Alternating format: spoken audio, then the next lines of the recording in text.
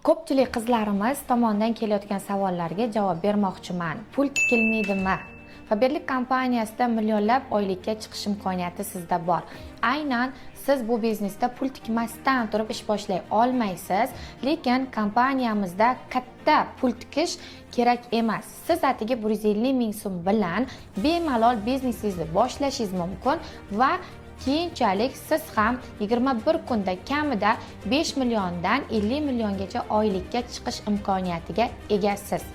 Xarajatsiz harakat nolga teng. Hech qaysi biznes sarmoyasiz bo'lmaydi. Siz katta daromad topishni xohlaysiz, lekin arzimagan summa uchun o'zingizni to'xtatib qolyapsiz. Pul topishni xohlaysiz, lekin nimaga xarajatga kelganda qochasiz? Siz Faberlik kompaniyasiga a'zo bo'lganingiz uchun hech qanaqa pul bermaysiz.